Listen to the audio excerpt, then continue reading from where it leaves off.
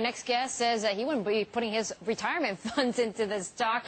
Let's talk to Gary Rieschel, who's the founder and managing director of Teaming Venture Capital. He has over 25 years of experience investing in IT and the internet. And Gary, it's great to have you on the program today. So why are you so negative on Facebook, given that they've raised $16 billion at a pretty high premium? Yeah, Susan, it's not a matter of being negative on Facebook. It's a matter of being negative on the stock. If you look at where they are today, they're about to go through one of the major transitions that the internet has seen, going to mobile internet. At the same time, how many people really need Facebook? You need a microprocessor, you need a browser, you need a search engine, but do you really need Facebook? Number three, is Facebook a great company? If I'm going to pay $100 billion for a company, I want to know it's a great company, not just a great product. And number four, I have real problems with the governance issues in terms of the amount of control that Mark's continuing to hold in the deal. And number five, I hate the price. So if I add all those together, I'm not a buyer of the stock. Yeah, that makes sense. A lot of people hate the price, but you still buy in because of the potential, right? So it's pretty pricey. I mean, Facebook, in terms of time sales in its pricing, it's more expensive than every single member of the S&P 500 and only two by earnings. But a lot of people want to get into this. In fact, you have some of the original investors offloading some of their shares before this IPO got underway. What does that say to you? Well, at some point, the venture capital world gets paid to return money to our endowments, foundations, and our investors. So it makes sense that Excel, Greylock, and things would sell along the way, partly because they never actually expected you could get to the price that you're talking about today. So that, I think, was a prudent decision.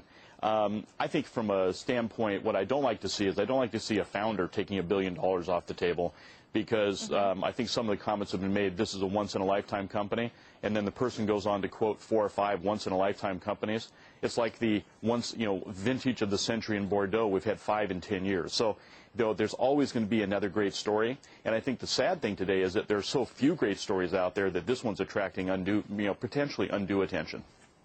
Yeah, well, there's also a lot of comparisons of Facebook to Google when Google listed, and in fact, this IPO makes Mark Zuckerberg richer than the Google founders, but valued at basically half the value of Google itself, but a tenth of the sales. People are thinking, Mark, you got to start mobilizing and monetizing some of these eyeballs on your website, which he hasn't been doing as effectively.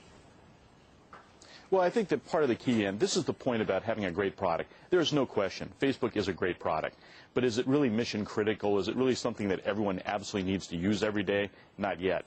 And number two, you do have these transitions. So from that transition from great product to great company, a lot of companies have stumbled along the way. And I think at the price that Facebook's pricing themselves at, I just don't think they leave themselves any room for error. I think it's a very risky bet. Yeah, okay, but also the big knocks on Facebook right now is China. They're banned in China at this point, and lots of competition, at least from the homegrown domestic players in that space. And also, mobile, because Facebook hasn't really succeeded on the mobile space, which some say is the future. Well, I think in China, Facebook made the rounds. I mean, they had detailed discussions with Baidu. They had detailed discussions with Alibaba, Taobao. They had detailed discussions with Tencent. And I think what it comes to the conclusion is what Facebook wants in China, all of the Chinese players want them to reciprocate outside of China. So, for example, Baidu certainly would have liked the deal that Bing cut with Facebook to be the global search engine for Facebook.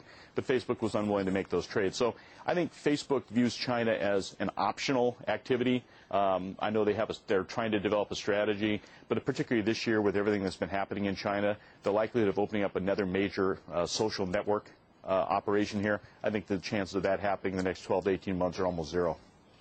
Okay, one more question for you, Gary. I mean, you've seen a lot take place, of course, in the internet space over 25 years. You think Facebook's going to go the way of MySpace, or is it going to be Google over the next few years? I think Facebook stays around. I don't think Facebook is MySpace. MySpace was a mediocre product that never turned into a company.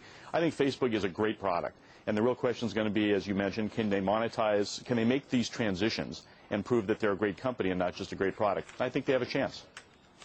Okay. Gary, thank you so much for your interesting insights today. Have a great weekend. Gary Rieschel, who's the founder and managing director of Teaming Venture Capital, joining us from Shanghai this morning.